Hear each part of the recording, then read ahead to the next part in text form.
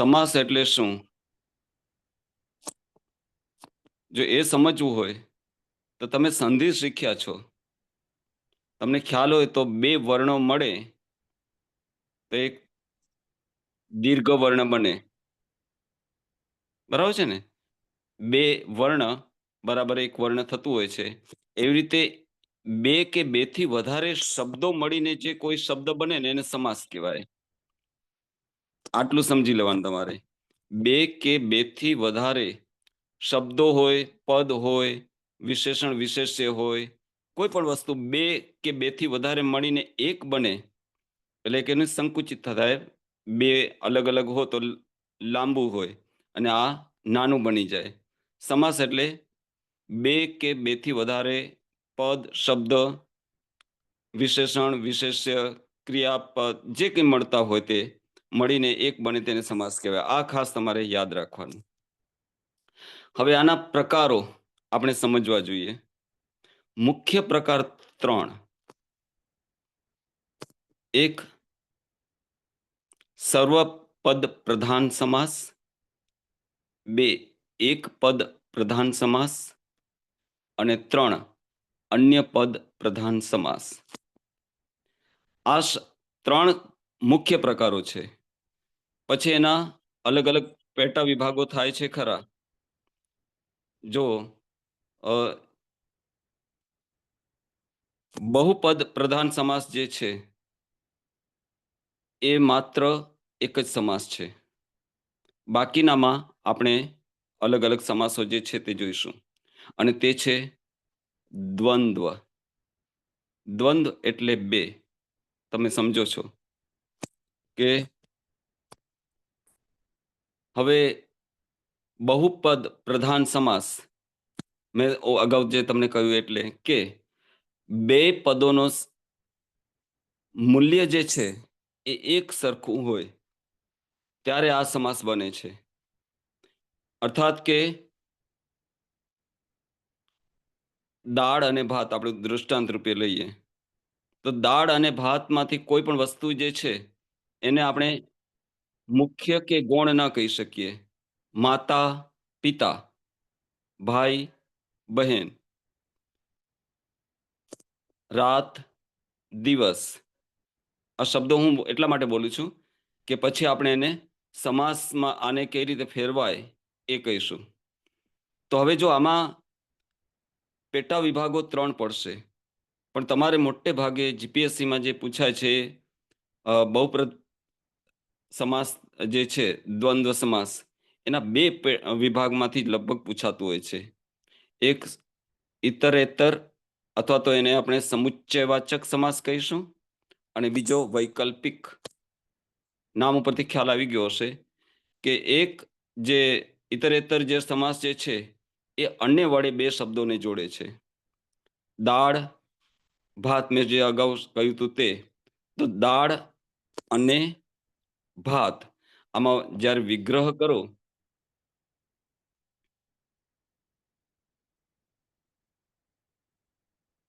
કંઈક મારામાં ચાલુ કેમ થઈ ગયું આ સમાસનું? શેનું? આ સમાસનું કંઈક અંદર મારામાં વાંચીએ છે શું બોલે છે ખબર નહીં. ચાલો વાંધો નહીં. અ, શાકભાજી આની અંદર જે દૃષ્ટાંત આવ્યું એ હું બોલી જાઉં હવે. મેં દાળ ભાત કહ્યું તો આની અંદર શાકભાજી કહ્યું છે. શાક અને ભાજી. હવે આ જે છે એ ત્રીજા પ્રકારમાં હશે સમાહાર સમાસ. આપણે પહેલા મેં બે પ્રકાર તમને કયા ઇતરેતર અને સમુચ્ચયવાચક. એક છે વૈકલ્પિક અને સમાહાર. હવે દાળ અને ભાત જ્યારે તમે વિગ્રહ કરો સંધિમાં વિગ્રહ કરતા હતા ને રામ વત્તા આશ્રય. રામાશ્રય આખો શબ્દ હોય તો વિગ્રહ કરો તો શું થાય? રામ વત્તા આશ્રય, રામાશ્રય. એવી જ રીતે સમાસમાં જ્યારે વિગ્રહ કરો ત્યારે કોઈક વચ્ચે શબ્દ મૂકવો પડે છે. સમાસની અંદર શબ્દો હોય, સંધિમાં વર્ણો હોય. હવે આટલો ફેર બંને વચ્ચેનો જ્યારે સંયોજાતું હોય છે, સાથે થતું હોય છે, એક થતું હોય છે, તો આ બેમાં ફરક શું છે એ પણ તમારે આ સમજાઈ જશે હવે કે સમાસની અંદર બે કે વધારે શબ્દો કે પદો જે હોય છે અને મળીને એક શબ્દ બને છે એને સમાસ કહેવાય છે. મેં ઉપર કહ્યું એ પ્રમાણે તો દાળ ભાત એક શબ્દ છે. જ્યારે એનો વિગ્રહ કરો છો ત્યારે વચ્ચે એક શબ્દ મૂકવો પડે છે કોઈ પણ. અને આપણે સમુચ્ચયવાચક જ્યારે સમાસ હોય છે ત્યારે આપણે એમાં શું મૂકીએ છીએ? અને મૂકીએ છીએ. પણ એ જ રીતે વૈકલ્પિક સમાસ હોય જેમાં આપણે બે શબ્દના અર્થ બેના સમાન હોય, પ્રધાન જ ગણાય, પરંતુ બેને એકબીજાની સાથે ન મૂકી શકાય, પણ એને વિકલ્પમાં અથવામાં મૂકવું પડે. જેમ કે રાત, દિવસ, નફો, ટોટો, લાભા, લાભ. હવે જો નફો હોય કાં તો નુકસાન હોય, નફો નુકસાન રાખીએ ટોટો કરતા, નફો અને નફો અથવા નુકસાન હોય, બે કે ભેગા તમને કે ના મૂકો થાય. તો પણ કે મૂકો તો પણ ચાલે. કે પણ ચાલે, કે અથવા અથવા બે ચાલે. તમને વેપારમાં યા તો નફો થાય અથવા તો નુકસાન થાય, બરાબર? તમે જ્યારે અત્યારે બેઠા છો અથવા તો ક્યાંય બેઠા હો, કંઈ કામ કરતા હો, ત્યારે રાત હોય અથવા દિવસ હોય, રાત કે દિવસ, બરાબર ને? તો એકબીજાના સમાન ન હોય પણ એકબીજાના વિરુદ્ધમાં હોય, આપણે જેને વિરોધાર્થી શબ્દ કહીએ, એવું હોય ત્યારે કે અથવા અથવા મૂકવું પડે તમારે. હવે તમને ખ્યાલ આવી ગયો હશે કે હું જે કહેવા માંગુ છું. અને પહેલામાં શું છે કે તમારે સાથે મૂકવું પડે. ભાઈ બહેન, તો ભાઈએ હોય અને બહેને હોય, એમાં આપણે એમ ના કહી શકીએ કે આ ના હોય, બરાબર છે ને? તો આ તમારે જ્યારે પદની અંદર પૂછાયું હોય તો તમને આ એવું નથી પૂછાતું વૈકલ્પિક સમાસ છે કે દ્વંદ્વ સમાસ છે. તમારે માત્ર એમાં વિગ્રહ કરી સમજીને દ્વંદ્વ સમાસ એટલું જ લખી નાખવાનું મારા ખ્યાલથી આવતું હશે. અને સમજેલા અને કદાચ અંદર પ્રકાર બતાવેલો છે કે કયા પ્રકારનો છે તો પણ તમે કહી શકો. હવે ત્રીજો પ્રકાર જે તમને નથી આવતો એ પણ હું સાથે સાથે કહી જ દઉં. સમાહાર. આ પણ એક પ્રકાર જે છે એ શાનો છે? દ્વંદ્વનો જ છે. સમાહારની અંદર જે છે એ પર્યાય શબ્દો મુકાય. પર્યાય એટલે દાખલા તરીકે એનું મુખ મારી વાત સાંભળીને કાળું મેસ થઈ ગયું. કાળું અને મેસ આ બે શબ્દો જે છે એ બંને એકબીજાને પર્યાય હોય ને, મેસ પણ કાળી હોય, બરાબર છે? પછી આવા જે શબ્દો એકબીજાના ઓપ્શનમાં પર્યાયમાં મૂકી શકાતા હોય, વપરાતા હોય, એને આપણે સમાહારમાં મૂકી શકીએ. બીજા પણ તમે આવા કોઈ દૃષ્ટાંતો તમારા મગજમાં આવે તો તમે એને મૂકી શકો. જેમ કે એમણે મારી કાનફૂસી કરી. આમાં શું છે કે એકબીજાને વાતચીત કરતા હોય તો એ એકબીજાના ઓપ્શનમાં આ શબ્દો મુકાતા હોય છે. પછી હવે જો આ દ્વંદ્વ સમાસ એવો છે કે સૌથી સહેલો છે મારા ખ્યાલથી, જો તમારે સમજવામાં ખ્યાલ આવી જાય તો, કે બે પ્રધાન બે કે સમાસ માટે તો બે કે તેથી વધારે હોય, પણ આની અંદર આ અથવા આ અને આ એવું જ મૂકવાનું હોય છે. એટલે અનેથી જોડાય એને સમુચ્ચયવાચક અથવા ઇતરેતરવાચક સમાસ કહીએ છીએ. અને કે અથવા જ્યાં આવતા હોય તેને આપણે વૈકલ્પિક સમાસ કહીશું. હવે આમાં ન સમજાયું હોય એવા મિત્રો મને કોઈ હોય તો તમે મને કહો, નહીંતર પણ આપણે બીજા સમાસ તરફ જઈએ જેમાં એક કરતા વધારે સમાસો છે.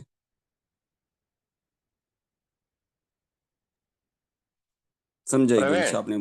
હા, એમાં છે ને વચ્ચે પ્રશ્ન પૂછવાનો ખ્યાલ આવ્યો એટલે છે ને એકબીજાને જવાબ એટલે તમને આઈડિયા આવી જાય, છોકરાને આઈડિયા આવી જાય. એવું કરો ને? હા, ચાલો. એ લોકોની આમાં તો ડિમાન્ડ પણ એવી હતી થોડા દિવસ પહેલા કે થોડા થોડા ટાઈમ પ્રશ્ન એટલે બધા જાગૃત રહે. ખ્યાલ આવે તમને? બરાબર છે. એટલે હા, એવું મને એમ કરો. કે એ લોકો પૂછે કે મને ખ્યાલ આવે છે, ના ના, તો આવું હવે કરો હું જે તમે. લાભાલાભ છે એ કયો સમાસ કહેવાશે? જેને ફાવે તે સ્પીકર ચાલુ જે કરી જવાબ માઇક આપે. અને જવાબ આપો. લાભાલાભ આઈ થિંક વૈકલ્પિક. બોલો. વૈકલ્પિક. વૈકલ્પિક સમજ સાચું છે, બરાબર ને? લાભ કે માર્કેશ અલાભ, બરાબર ને? જેમણે કહ્યું હા, હોય યસ તે. સર. માર્કેશ. હા, જેણે કહ્યું એ સાચું કહ્યું હશે. કાળું ધબ કયો સમાસ થશે? સમાહાર સમાહાર. સમાહાર, બરાબર ને? કવાહર બિલકુલ. હવે સમાસ. હવે હું માનું છું કે તમને સમજાઈ ગયું છે. પણ આ દ્વંદ્વમાં જ આવશે સમાહાર, દ્વંદ્વ. દ્વંદ્વના અથવા પેટા પ્રકાર બધા હે ને? આ પેટા પ્રકારમાં જ આવશે, બરાબર ને? હવે મેં એક પદ પ્રધાન સમાસ કહ્યું છે, એમાં તમારે ચારેક સમાસો યાદ રાખવા પડશે. એક પદની અંદર એક પદ પ્રધાન સમાસની અંદર 4 આવશે. મેં તો એનું સૂત્ર મગજમાં આજે જ વિચારતો હતો કે પેલે મારે વિચારવું પડ્યું કે મારે આજે ભણાવવું છે તો સમાસો પેલે શોધવા પડ્યા કયા કયા છે. અચાનક સવારે રવિભાઈ મને ફોન કર્યો કે તમે શું કરશો, અને મેં કહી તો દીધું સમાસ. પણ તમે હવે મને બીજો પ્રશ્ન ઉભો થયો, તમે વિભક્તિઓ બધાને આવડે છે? રામ ભક્ત કઈ વિભક્તિ કહેવાય? વિભક્તિ તમે ભણ્યા છો? સોરી સોરી, રામ ભક્ત. હા સર, ભણ્યા તો છીએ જ. તો આવડે? એટલે સર થોડું રિવાઇઝ કરાવો ને તો યાદ આવી જાય એવું છે. બાકી ભણ્યા તો ખરા. અચ્છા.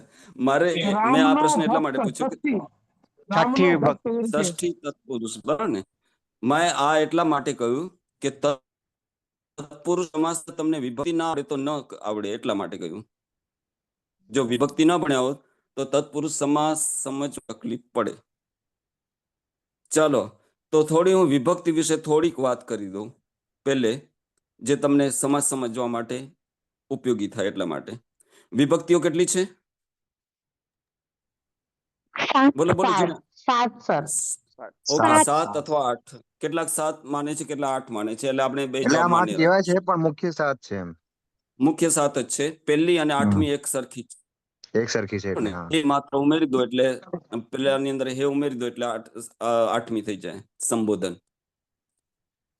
અચ્છા, તો ક્રિયાનો કરનાર જે હોય તે પહેલી વિભક્તિ કર્તા. જે કોણ શબ્દ પ્રશ્ન પૂછવાથી જે જવાબ મળે તે કર્તા.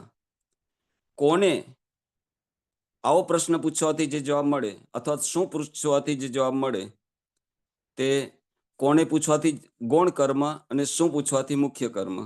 આ બીજી વિભક્તિ કર્મ. ત્રીજી સાધન અર્થાત કે કરણ. કરણ એટલે સાધન, જેના દ્વારા કામ થતું હોય એ દર્શાવવામાં આવે તે. એ ત્રીજી વિભક્તિ. ચોથું પ્રદાન કરવાની વાત હોય, ને કારણે, ને લીધે, ને માટે, ને કાજે.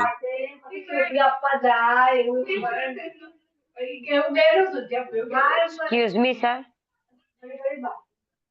આ જે છે એ સંપ્રદાન વિભક્તિ કહેવાય. અને સર આ પૂર્વીબેન કંઈક સવાલ પૂછવા માંગે છે.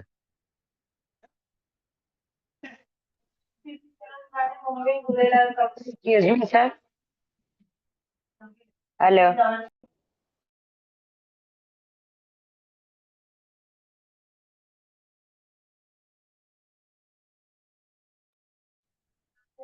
હેલો. Excuse me sir.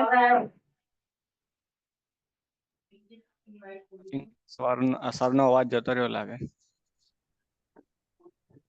હા એવું જ છે ભાઈ.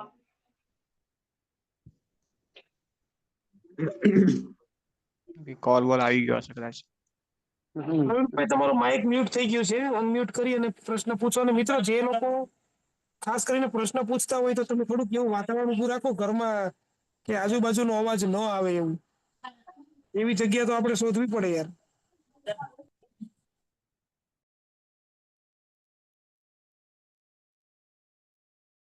એમનું નેટવર્ક ગયું લાગે પ્રવીણભાઈ નું. રવિ એટલે સર મોસ્ટ ઓફ સ્ટુડન્ટ છે ને હોસ્ટેલમાં રહે છે બધા, એટલે એવું રહેવાનું હવે. એટલે હોસ્ટેલ નું તો બરાબર છે, પણ ઘણા તો હવે આવ્યો અવાજ મારો? હા મારો આવે અવાજ છે. આવ્યો? હા આવે છે, હા, આવે છે. સર. પ્રવીણભાઈ ઓકે. આવ્યો. મારો પ્રશ્ન, અવાજ એક મારું બેનનો મ્યુટ કેમ પ્રશ્ન થઈ ગયું? હતો. હા બોલો. હવે પ્રવીણ, હું એ પૂછતો હતો કે તમારો અવાજ તો મારા સુધી આવતો હતો પણ મારામાં મ્યુટ થઈ ગયું હતું. એક ઓકે. પૂર્વીનો પ્રશ્ન પૂર્વી પૂછ બગા. હવે બોલો બેન. હા સર, હું એવું કહેતી હતી કે આ જે તમે થર્ડ વિભક્તિ સમજાવી એનું એક્ઝામ્પલ આપીને સમજાવશો પ્લીઝ? હા હા ચાકુ વડે શાક, હા બતાવું. ચાકુ વડે શાક સમાર્યું. શેનાથી શાક સમાર્યું? ચાકુ વડે. ચાકુ જે છે એ સાધન થયું, બરાબર ને? તો એ ઓકે, ચાકુ અન્ડરસ્ટુડ. જે છે એ ત્રીજી વિભક્તિમાં આવે, હમ. બરાબર ને? હવે ખ્યાલ આવશે? હા. ઓકે. હા સર. હવે ચોથી સંપ્રદાન, ને માટે, ને કાજે, ને લીધે, આવું જ્યાં આવતું હોય તો એને આપણે ચોથીમાં મૂકીશું. સંપ્રદાન, પ્રદાન કરવાની વાત છે તે. પાંચમી છૂટા પડવાની ક્રિયા જે છે તે અલગ પડવું, ઋણ મુક્ત, એનું ઉદાહરણ આપો ને. ઋણમાંથી મુક્ત થવું તે, બરાબર ને? એને અપાદાન કહેવાય. અપ એટલે છૂટું પડવું, અપાદાન. પછી ષષ્ઠી વિભક્તિ. ઉદાહરણ આપો તો વધુ સારું રહેશે સર. ઋણ મુક્ત કયું મેં? ઋણમાંથી નહીં, મુક્ત હજી થવું એટલે છૂટા પડ્યા કે નહીં તમે ઋણમાંથી? તૃતીય વિભક્તિ અને પંચમી વિભક્તિના મોટા ભાગના પ્રત્યય સેમ. થી પ્રત્યય, ઋણ થી મુક્ત, ઋણ માંથી મુક્ત. બરાબર. બરોબર. પછી ષષ્ઠી જે છે સાહેબને બોલવા તો બીજા ક્લિયર ના કરો, બાકી કન્ફ્યુઝન ક્રિએટ થઈ જાય છે. પછી છઠ્ઠી વિભક્તિમાં સંબંધ દર્શાવે બે વચ્ચેનો. આપણે જે મેં તમને કહ્યું હતું, રામ ભક્ત, રામનો ભક્ત, એમાં ના ની નું વાળા જે શબ્દો આવતા હોય છે તે, બરાબર ને? સપ્તીમાં સમય અને સ્થળ. અમદાવાદથી 7 વાગે ટ્રેન ઉપડી. તો અહીંયા બંને સપ્તીમાં શું કહેવાય, અધિકરણ માટે દર્શાવ્યું છે. 7 વાગે આ સમય દર્શાવ્યો છે ને અમદાવાદથી સ્થળ બતાવ્યું છે, ટ્રેન ઉપડી, બરાબર ને? તો આ સપ્તમી. હવે આપણે 8મીમાં જતા નથી. એ હે ભગવાન, હે સુરેશ, આપણે ઉદ્બોધન જેને કરતા હોય છે અને જે આવતી હોય છે તે. હવે આપણે આ 8 વિભક્તિમાંથી બહાર નીકળી અને હવે સમાસ તરફ જઈએ. આવા જ્યાં સંબંધો હોય વિભક્તિઓના, એને તત્પુરુષ સમાસ કહેવામાં આવે છે. તો એક પદ પ્રધાનની અંદર તત્પુરુષ સમાસ આવે છે અને એના પેટા વિભાગ તમે આ વિભક્તિ પ્રમાણે પાડો તે. તો એના બીજા 3 સમાસો જે છે એ હું તમને નામ આપી દઉં. એક છે કર્મધારય, નામ તમે કદાચ જાણ્યું હશે. બીજું છે દ્વિગુ. પછી ત્રીજો છે મધ્યમ પદલોપી અને ચોથો છે તત્પુરુષ. આ 4 સમાસો જે છે એ તમારે આની અંદર એક પદ પ્રધાન સમાસની અંદર આવે. હવે એક પદ પ્રધાન સમાસનો અર્થ એ થયો કે એમાં એક પદ મુખ્ય હોય, બીજા પદ એમાં ગૌણ હોય, જેનું મહત્વ ઓછું હોય એવા, બરાબર છે ને? તો આવા સમાસો જે છે એને આપણે એક પદ પ્રધાન સમાસ કહીશું. હવે આપણે સૌ પ્રથમ કર્મધારયની વાત કરીએ. કર્મધારયમાં મોટે ભાગે પૂર્વ પદ જે છે એ વિશેષણ હોય અને ઉત્તર પદ જે છે વિશેષ્ય હોય. વિશેષણ અને વિશેષણ વિશે ભણ્યા છો ને? વિશેષણ કોને કહેવાય?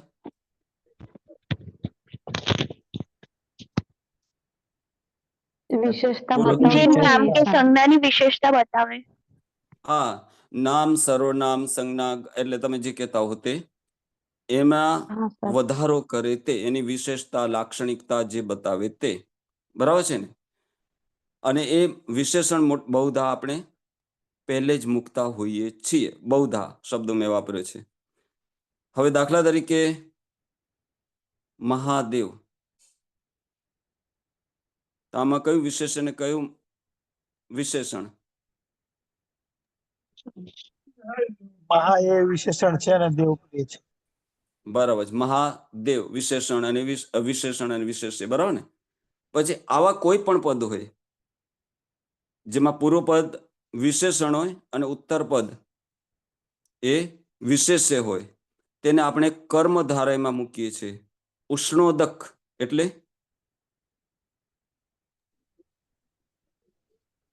ઉષ્ણોદક એટલે ગરમ ઉષ્ણ પેટ વાળા. હા, ગરમ તો ઉષ્ણ એટલે ગરમ બરાબર છે. પછી ઉદક, ઉદક એટલે સવારે નાવ છો ને, નવો છે. હા. પાણી, ગરમ પાણી, શીત જલ, આ તો સમજાશે. શીત ઠંડુ, હા, અને જલ પાણી, ઠંડુ પાણી. તો આ ઠંડુ જે છે તે, ઉષ્ણ જે છે તે, એ બધા વિશેષણ છે. જલ અથવા તો ઉદક એ પાણી એ વિશેષ્ય છે. દેવ એ વિશેષ્ય છે. મહાદેવ, મેં હમણાં કહ્યું એ પ્રમાણે તમે કોઈ પણ પદને આમાં તમે વિશેષણ વિશેષ્યની અંદર મૂકી શકો, જેને કર્મધારય સમાસની અંદર. આવા તમને જે કોઈ શબ્દ ભણવામાં કે વાંચવામાં, લખવામાં ક્યાંય આ જરૂર પડે ને આવતા હોય ત્યારે તમે એનો ઉપયોગ કરી શકો છો. અને એ સમાસ જ્યારે ઓળખાવાની તમારી વાત આવે તો આપણે એને કર્મધારય સમાસ કહીશું. તો આમાં મુખ્ય પદ કયું થયું? દેવ. પછી જલ, બરાબર ને? એ કારણ કે એની વિશેષતા દર્શાવી છે. મહાદેવ, તો મહા એની વિશેષતા છે, પણ મુખ્ય પદ તો દેવ જ છે. પછી શીતલ અથવા તો ઉષ્ણ એ એની વિશેષતા છે, પણ મૂળ પદ કયું છે એનું? મુખ્ય પદ જલ અથવા તો ઉદક, બરાબર ને? તો આવા વિશેષણ વિશેષ્ય વાળા જે સમાસો જે છે એને કર્મધારય સમાસ કહેવામાં આવે છે.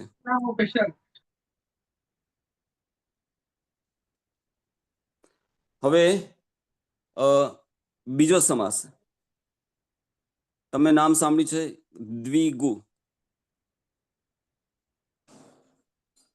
એટલે આંકડા વાળો સમાસ ને સર? આંકડા વાળો સમાસ, જેમાં પૂર્વ પદ આંકડા દર્શાવેલો હોય અને ઉત્તર પદ જે છે એનું મુખ્ય પદ, આપણે પ્રધાન પદ જે છે તે હોય. આના માટે ખૂબ જાણીતું છે નવરાત્રિ. તમારી પાસે ઘણી વાર પૂછાતું હશે. પંચરાત્રમ, પંચામૃત, સપ્તર્ષિ, અષ્ટસિદ્ધિ. જો આ બધા શબ્દો હું જે બોલું છું એમાં પહેલો પદ આંકડાનો છે અને બીજો પદ જે છે પછીનો છે, બીજું પદ ઉત્તર પદ જે છે તે, અથવા પૂર્વ પદ અને ઉત્તર પદ, આપણે એવો શબ્દ રાખીએ, પેલું બીજું રાખવું ન હોય તો પૂર્વ પદ જે છે માં અંક છે અને ઉત્તર પદમાં પદ મુખ્ય પેલું જે હોય છે તે. હવે દાખલા તરીકે એકાંગી, તો એક અંગ વાળું જે છે તે, બરાબર ને? અને ષટકોણ, ષટ ખટારો, ખટારો શેમાં આવશે?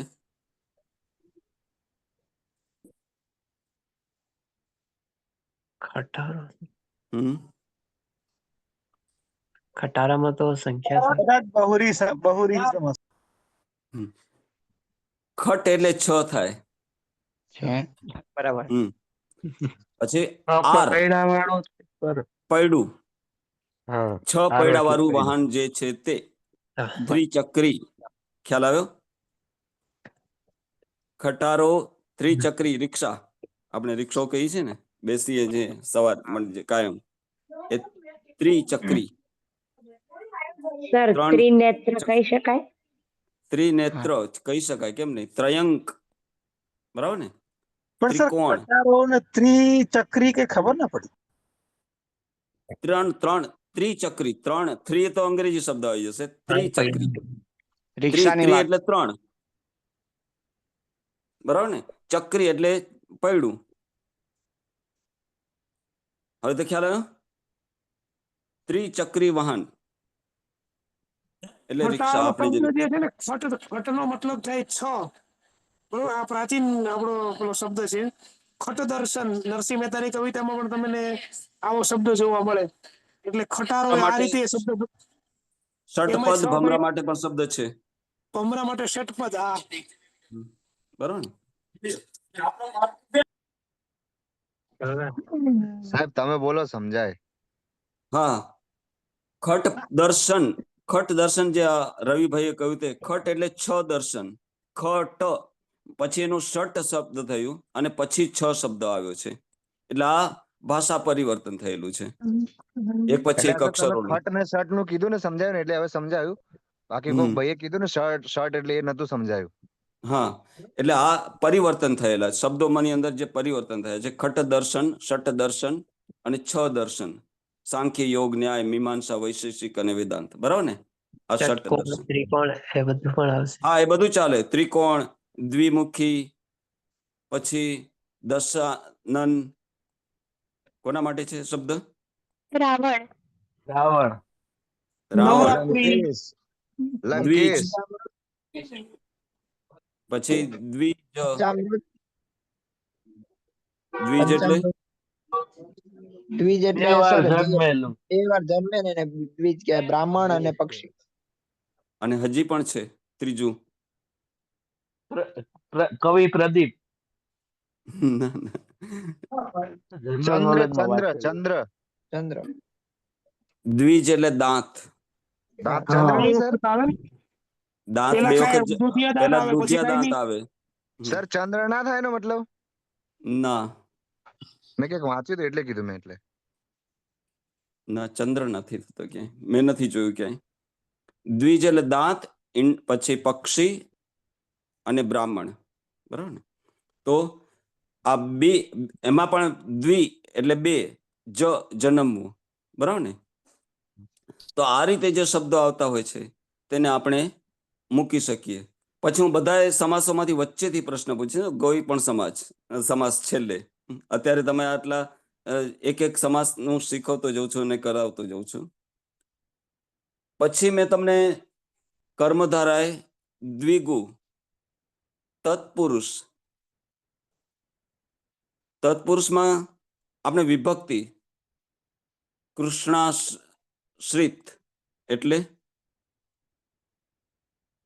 કઈ વિભક્તિ લાગુ પડશે?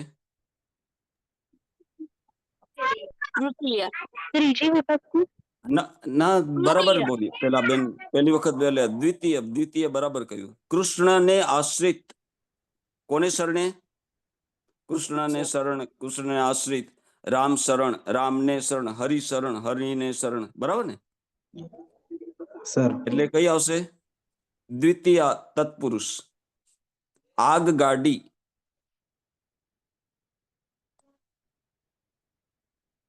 બોલો. ત્રીજી વિભક્તિ. આગગાડીમાં હા, તૃતીય થાય. આગથી ચાલતી ગાડી. આગથી ચાલતી તૃતીય. બરાબર ને? આ તમે પેલી વચ્ચેની પેલી શું કહેવાય, મધ્યમ પદ લોપીમાં પણ મૂકી શકો. આગ વડે ચાલતી ગાડી, વચ્ચેનું પદ ઉમેરી દેવાનું, મધ્યમ પદ લોપી. એ આપણે આના પછી જોઈશું. બરાબર ને? પછી રણભૂમિ. બોલો. દ્વિતીય. ચતુર્થી, રણ માટેની ભૂમિ. દ્વિતીય. યુદ્ધ કરવા માટે. ચતુર્થી, ચતુર્થી. માટે કાજે લીધે. બરાબર ને?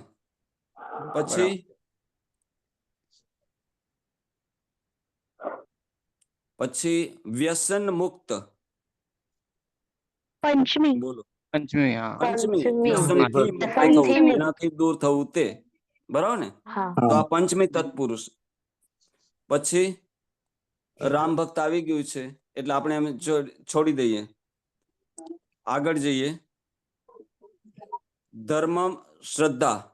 કર્મમાં શ્રદ્ધા. સપ્તમી. સપ્તમી, સ્થળ અને સમય. બરાબર ને? તો આ માં તત્પુરુષના, અંદર. આ બધા તત્પુરુષના ઉદાહરણો હતા. હવે તમે જે મધ્યમ પદ લોપી, જેમાં બે પદોની વચ્ચે એક પદ તમારું ઉમેરવું પડે વિગ્રહ કરતી વખતે.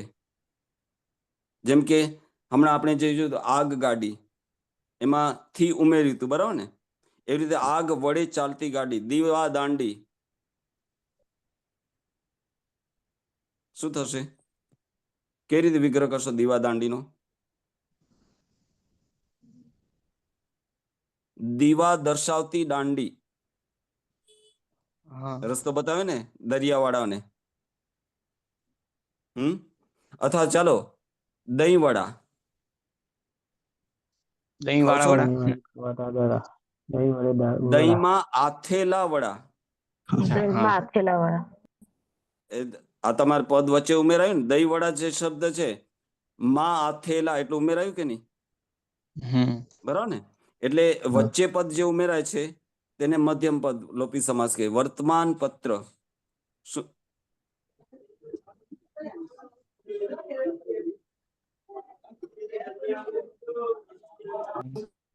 બોલો. વર્તમાન પત્ર.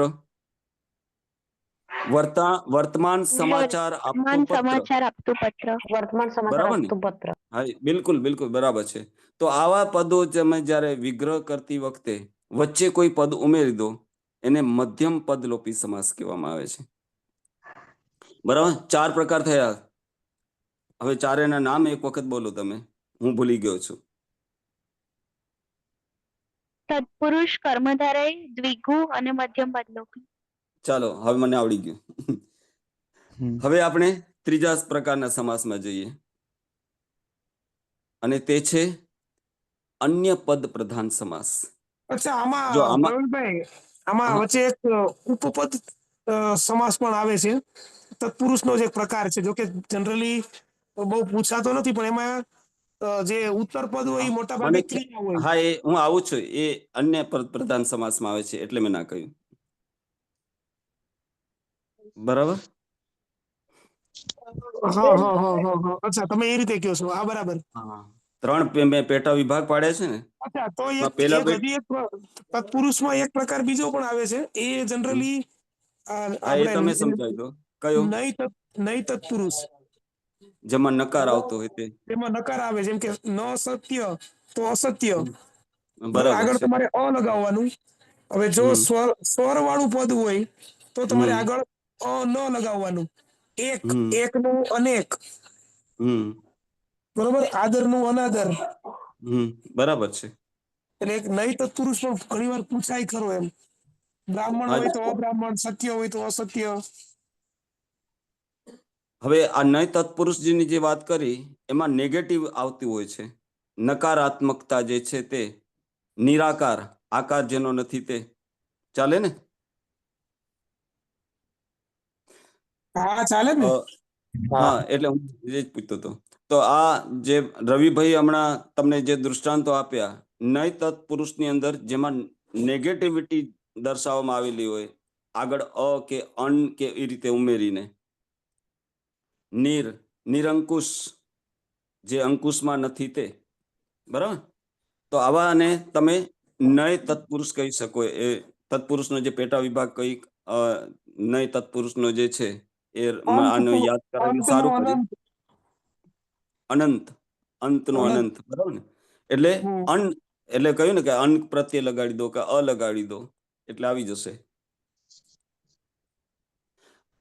અને હું હવે ત્રીજા વિભાગમાં જે તમને કહેતો હતો કે જઈએ, એમાં 3 સમાસ આવે છે. જે ઉપપદ, રવિભાઈ હમણાં પહેલું જ કહ્યું તે. બીજું અવ્યયી ભાવ અને ત્રીજો બહુવ્રીહી સમાસ.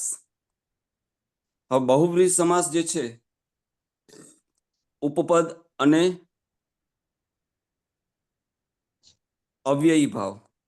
હવે અવ્યયી ભાવ જે છે એમાં 4 પૂર્વ પ્રત્યયો તમારે યાદ રાખવા પડે. અને જો એ 4 પૂર્વ પ્રત્યયો યાદ આવી જાય તો એ પ્રમાણેના જો અર્થ તમારા વાક્યોમાં અંદર પેલા શબ્દોની અંદર બેસતા હોય તો તમે એને અવ્યયી ભાવ કહી શકો. એમાં આવશે પ્ર, સ, સહ, યથા, આ. ફરીથી હું એ બોલી જાઉં છું. આ, સ, સહ, યથા, પ્રતિ. બરાબર છે? પ્રતિદિન. એના પૂર્વ પદ જે છે એ આપણે જેને કહીએ ને પૂર્વ પ્રત્યય હોય છે અને પાછળ એનું મૂળ પદ આવતું હોય છે, એની સાથે જોડાતું હોય છે. પ્રત્યક્ષ, પછી સહજીવન, સરોષ. આ શબ્દ સમજાય છે ને બધા? જો હવે એના અર્થ આપણે સ એ પૂર્વ પ્રત્યય છે. રોષ એટલે ગુસ્સો, ગુસ્સા સાથે એવો આપણે અર્થ નીકળે ને. કંકોત્રી લખીએ ત્યારે સહર્ષ એવો શબ્દ વાપરીએ છીએ. હા, એ સાથેના અર્થમાં હર્ષ એટલે હર્ષ સાથે સવિગત તમે અરજીમાં લખતા હશો, ઉપરોક્ત સંદર્ભે સવિગત જણાવવાનું કે એવું બધું કહેતા હશો ને તમે એપ્લિકેશનમાં લખતા હશો. સવિનય વિનય સાથે, તો એ સ જે છે પ્રવીણભાઈ ઘણા લોકો લખવામાં એવી ભૂલ કરતા હોય, સવિનય સાથ જણાવવાનું કે સ આગળ આવી ગયો એટલે સાથ. એક વખત એવો પ્રશ્ન ઉભો થયો હતો મારી પાસે. હવે એક ખબર નહીં સમજ એ બેન ભૂલી ગયા હશે, અમારે કોન્ટ્રાક્ચ્યુઅલ બેન હતા ને, એને તે કહ્યું એવું જ કર્યું હતું. એક એપ્લિકેશનમાં લખાવી આવ્યા કે એપ્લિકેશન લખવું હોય ત્યારે આ લખવાનું સવિગત સાથે જણાવવાનું કે, અને બીજા બેને એવું લખાવી આવ્યા કે સવિગત જણાવવાનું કે. હવે બે અલગ અલગ લખાવી આવ્યા. એટલે હું સૌથી સિનિયર હતો, એટલે વિદ્યાર્થીઓ મને અમુક સમય પછી મને કે સર અમારે અરજી કરવી હોય તો સવિગત સાથે લખવાનું કે સવિગત જણાવવાનું કે. મેં કેમ આવો પ્રશ્ન પૂછ્યો? તો કે આ બેને આવું લખાવ્યું છે ને આ બેને આવું લખાવ્યું છે. મેં કહ્યું સવિગત સાથેનો અર્થ એ થયો કે બે તમે એક સાથે જોડી દો છો, એમાંથી એક જ વસ્તુ હોય, વિગત સાથે જણાવવાનું હોય કે સવિગત જણાવવાનું હોય. વિગત અને સ અને સાથે બે ના આવે. તો કે આ બેને આવું કર્યું છે ને અમારા પેપર એ બેન પાસે જાય ને સાથે ન લખીએ તો અમને માર્ક્સ કાપી નાખે, ને પેલા બેન પાસે સાથે જાય ને લખીએ તો એ માર્ક્સ કાપી નાખે. તો અમારે શું કરવાનું? મેં કહ્યું ઉપરોક્ત વિષય સંદર્ભે જણાવવાનું કે એવું લખવાનું તમારે. અસવિગત જ નહીં લખવાનું. તમે ઉપર વિષય બાંધ્યો હોય. કંકોત્રીમાં ઘણા લખતા હોય ને કે સહર્ષ ખુશાલી સાથ જણાવવાનું. સહર્ષ એટલે હર્ષ અને ખુશાલી બે શબ્દ એક જ થઈ ગયા. લખતા હોય છે ઘણા. હા, એટલે એ ભૂલો હોય છે, પણ એ બધી ભૂલો ભાષાના લોકોને ખ્યાલ આવે, બધાને ખ્યાલ ન આવે. અને ભાષા સાથે કદાચ બહુ રસ ધરાવતા હોય એ વ્યક્તિઓને ખ્યાલ આવે. હા, તો અવ્યયી ભાવ જે છે એમાં આપણે મેં તમને કહ્યા પ્રમાણે સ અને સહ અને પ્રત્યક્ષ વાળું આપણે શબ્દ જોયો. પછી સહોદર પણ આવશે એમાં. સહોદર. બીજા વાળા કોઈ આવતા હોય તો બોલો. યથામતિ, યથાશક્તિ, યથા બુદ્ધિ, આવું બોલો છો ને તમે. યથા યોગ્ય, યથોચિત આવે. યથોચિત, હા એ પણ ચાલે. એ સંધિ થઈ ગઈ. યથાવતા ઉચિત, યથોચિત, બરાબર ને, એ પણ ચાલે. તો આ બધા શબ્દો કેવા છે? પ્રદેશ. હા, સજોડે, બરાબર છે. સહવાસ, સાથે રહેવું તે, બરાબર ને. સહજીવન, સહ અને જીવન, સહકાર, બરાબર. આ બધા શબ્દો શાના માટે છે? કયો સમાસ છે? અવ્યયી ભાવ. અવ્યયી ભાવ સમાસ છે તે. પછી આગમન, આજીવન, એમાં આ આવે છે. જીવન સાથે આજીવન. આ મરણ ઉપવાસ પર ઉતર્યા છે. મરણ સુધીનો ઉપવાસ. આ મરણ, બરાબર ને, મૃત્યુ સુધી. તો આવા શબ્દો જ્યારે આવતા હોય ત્યારે તમારે બીજું કઈ નહીં કરવાનું. તમારે તો એટલું જ પૂછાય છે ફલાણો સમાસ ઓળખાવો. તો તરત લખી નાખવાનું અવ્યયી ભાવ સમાસ. હવે પછી ઉપપદ, જે આ ભાઈ રવિભાઈ જે કહેતા હતા તે.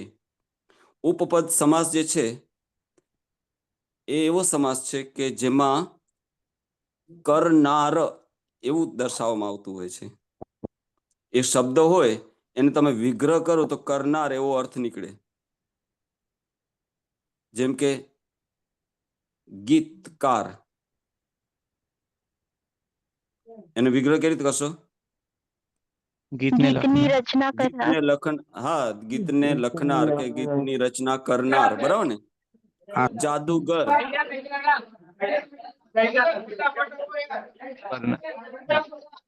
જાદુગર, જાદુ કરનાર, જાદુ કરનાર, કારીગર, જાદુ કરનાર, કારીગીરી કરનાર, બરાબર ને? આ કરનાર જે શબ્દ આવે, સોનાર, સોનું કરનાર, હા સોનું ઘડનાર, સોની માટે સોનાર, પછી કુંભકાર, કુંભને ઘડનાર, કરનાર, બરાબર ને? આવા શબ્દો જયારે તમને આવે કરનાર માટે, આ મિત્રો કરનાર યાદ માઇક રાખવાનું. મ્યુટ રાખો તમારું. બાકીના જેને બોલવાનું નથી એ માઇક મ્યુટ રાખો પ્લીઝ. હા, જમાદાર, હોસ્ટેલમાં હોય તો પણ આપણે એક ખૂણો તો મળે જ ફોજદાર, આપણને. ફોજને કરનાર, ફોજ તૈયાર કરનાર, બરાબર ને? તો આવા વ્યક્તિઓ જે છે એ સોરી આવા સમાસો જે છે એને આપણે ઉપપદ સમાસ કહીશું, જેમાં પૂર્વપદ જે છે એ મુખ્ય હોય છે અને પાછળ કરનાર એવો વિગ્રહ કરતી વખતે ખ્યાલ આવે છે.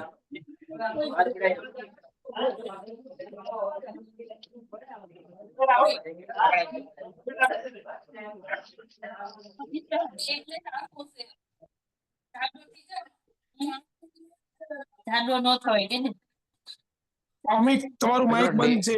DX7 કોનો નંબર છે? કોનો ફોન છે DX7? ત્યાંથી બહુ બૂમો પડે અંદરથી. એનો માઇક બંધ રાખો તમે. DX7 કોણ છે?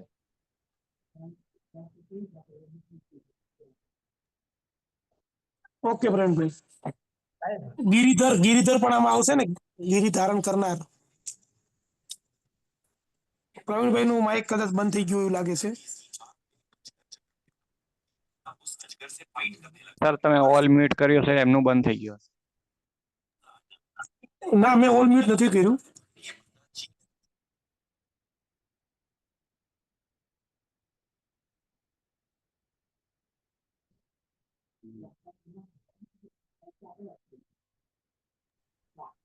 સર નું માઇક બંધ થઈ ગયું.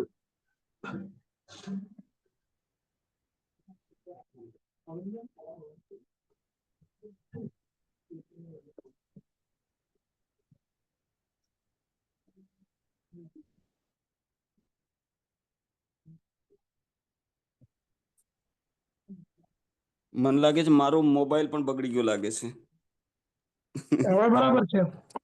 હવે આવી ગયું ને બરાબર? મ્યુટ થઈ જાય છે. ગિરિધર એટલે શબ્દ આવશે ને આમાં. હા, આપણે જે સમાસ કરતા હતા ઉપપદ સમાસ વિશે વાત કરતા, કુંભકાર, મને ખ્યાલથી એ શબ્દ આપણે જોયો હતો, બરાબર ને?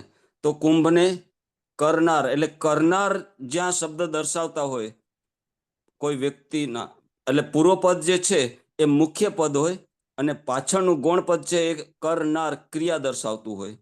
આવા જે સમાસ હોય એને આપણે ઉપપદ સમાસ કહીએ છીએ. આમ તો મેં તમને એના લક્ષણો ઓળખવા માટેના ખાસ જે છે એ બતાવ્યા છે, કારણ કે પેલી વ્યાખ્યાઓ એમાં પડી એ ગોખી તો એમાં યાદ નહીં રહે, પણ આપણે એમ કે કરનાર આવું હોય, બનાવનાર, કરનાર, એવી રીતે જો ઓળખીએ તો વધારે યાદ રહે. એટલા માટે મેં આ શબ્દ તમને કયા. કૃષ્ણ માટે જે ગિરધર શબ્દ વપરાય છે. હા, ગિરધર ચાલે. ગીર એટલે પર્વતને ધારણ કર્યો હતો ને પેલા ટચલી આંગળીથી. ગિરિધર, મુરલીધર, બંસીધર, મુરલીધર, બંસીધર, ધારણ કરનાર. એટલે એ શબ્દો જે છે બધાય ચાલશે. આપણે અત્યારે એક્ઝામ્પલ કે એવું બધું આવે છે પાછળ. ખેડૂત હવે છેલ્લો સમાસ જે છે એ છે કર્મ પેલો બહુવ્રીહી સમાસ. હા, બહુવ્રીહી સમાસ ની અંદર પણ એવું જ આવે છે કે મને આ લખવાનું છે ને એટલે. હા, બોલો બોલો. મને કઈ કહો છો?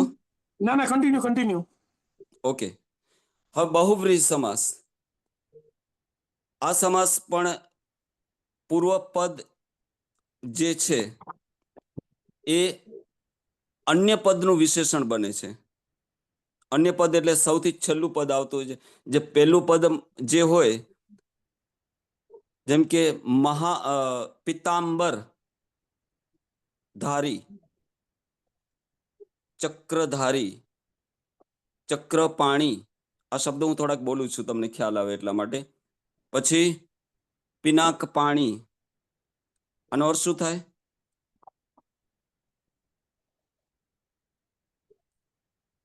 પિનાક પાણીનો અર્થ શું થાય?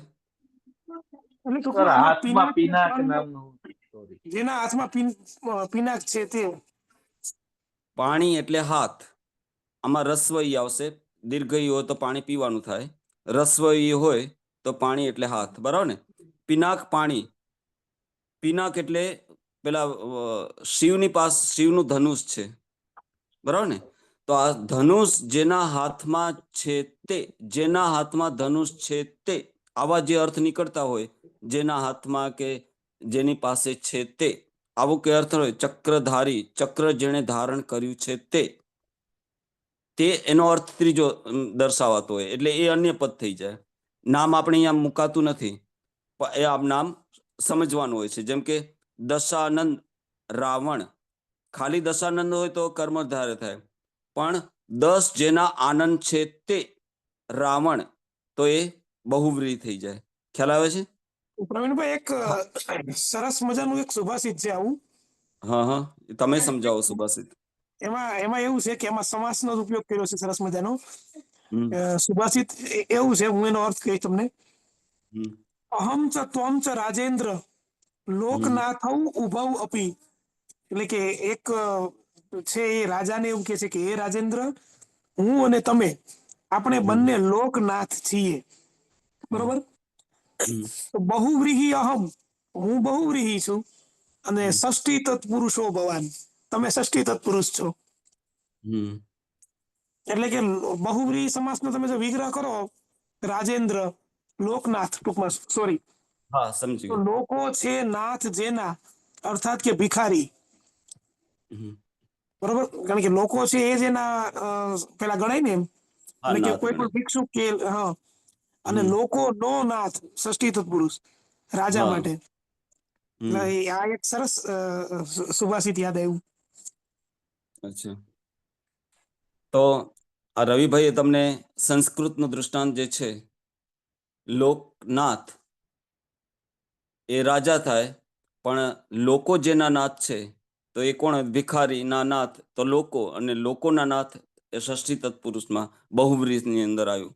પણ ધારો કે મેં તમને પેલા મારા દૃષ્ટાંતો સમજાવવાનો પ્રયત્ન કરું કે જેની પાસે આપણે ધારણ કર્યું છે તે, આવા કંઈક અર્થ નીકળતા હોય, અથવા તો જેને છે તે, દશાનંદ, જેને 10 મુખ છે તે, ચતુરાનંદ, કોના માટે શબ્દ વપરાય છે? ચતુરાનંદ. આનંદ એટલે મુખ, આપેલો શબ્દ સમજાવી દઉં, બરાબર ને? એ તમને ખ્યાલ હોવો જોઈએ. દશાનંદ, 10 આનંદ, આનંદ એટલે મુખ, 10 જેના મુખ છે તે. હવે દશાનંદ તમે શબ્દ વાપરો તો કર્મધાર દ્વિગુમાં બેસે સૌથી પ્રથમ, બરાબર ને? 10 મુખ દ્વિગુ થાય ને, આપણે જેમાં પૂર્વપદ સંખ્યાવાચક હોય તે. અને આનંદ, જેના 10 આનંદ મુખ છે તે.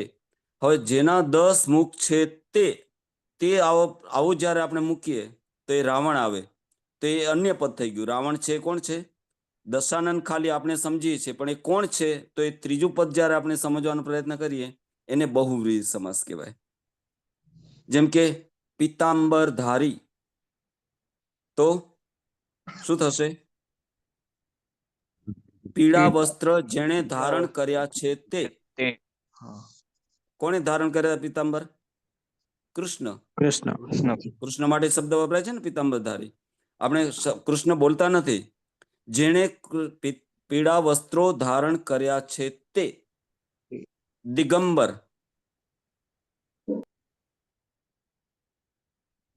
દિગંબર એટલે હા, દિશારૂપી જેનું વસ્ત્ર છે તે. પેલા જૈન યતિ, જૈન સાધુઓ હોય છે ને, દિગંબર. અને શ્વેતંબર, શ્વેત વસ્ત્ર જેણે ધારણ કર્યા છે તે.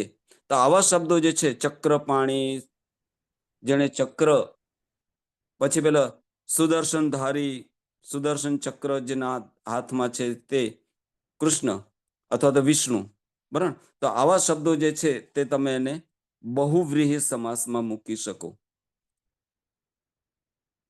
તો આ 3 પેટા વિભાગ જે આપણે જોયા અવ્યયી ભાવના, અન્ય પદ પ્રધાનના, એમાં બહુવ્રીહી, ઉપપદ અને અવ્યયી ભાવ.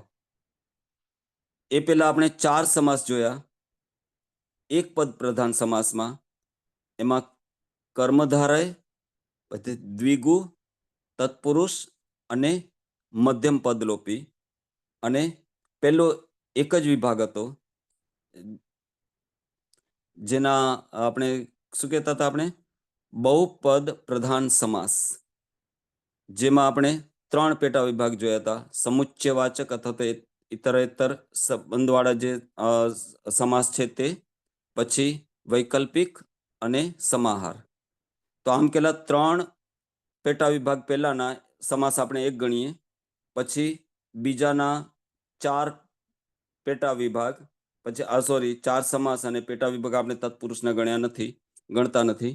તો 4 ને 1 5 અને વત્તા 3 8. અને હવે એક 9મો સમાસ જે તમારે ક્યાંય બુકોમાં ભાગ્ય ક્યાંક હશે, લોકો પાસે નહીં જોવા મળે, એ હું તમને કહું છું, જે એકદેશી સમાસ. જાણો છો રવિ? ના સર. નહીં. એકદેશી સમાસ એને તમે કદાચ પેલા સમાસમાં મૂકી શકો, પૂર્વ પદ એક પદ પ્રધાન સમાસની અંદર. આ સમાસ એવો છે કે જેનો જે મુખ્ય પદ જે છે એનો પૂર્વ પદ અમુક અંશ દર્શાવે, અમુક ભાગ દર્શાવે.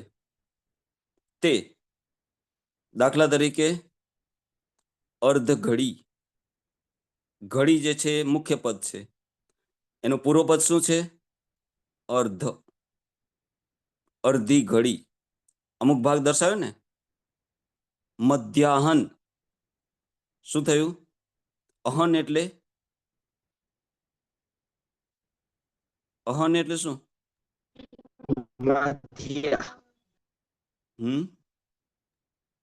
દિવસ. દિવસ થાય, બરાબર ને? તો મધ્ય અહનનો એટલે કે દિવસનો મધ્ય ભાગ, આખો દિવસ નહીં, દિવસનો અમુક અંશ, મધ્યનો વચ્ચેનો ભાગ છે તે.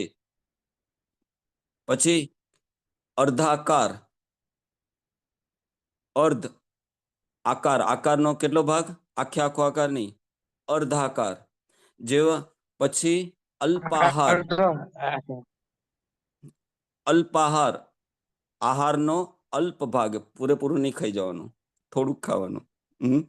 અલ્પાહાર. તો આવા પદ જે છે એને તમે એકદેશી સમાસમાં મુકાય, જે ચોપડીમાં કદાચ હવે નીકળી ગયા છે, પેલા હશે. હવે નથી આવતું ગુજરાતીમાં, ક્યાંય આપણને જોવા નથી મળતું. નથી મળતું. હું તમે ક્યાંકથી શોધી લાવું છું તમારા માટે હું. તો આટલા સમાસ જે છે એ તમારે કરશો એટલે લગભગ બધું આવી જશે. આ એકદેશી સમાસ લગભગ ક્યાંય પૂછાતા નથી, પણ પૂછાય તો તમને કામ લાગે એટલે હું બોલી ગયો છું. 99% નહીં પૂછાય, પણ છતાં તમારે યાદ રાખવું જોઈએ કે કદાચ આવે તો આપને કામ લાગશે. હવે તમે પેલે પ્રશ્ન કોઈ ન સમજાયો તો મને પૂછો, પછી હું તમને પૂછું. સાહેબ, તમે બહુવ્રીહીમાં એક ઉદાહરણ આપેલું ચક્રધારી, બરાબર? હા, આમાં પણ ચક્રને ધારણ કરનાર જે છે તે. હા, આમાં ક્રિયા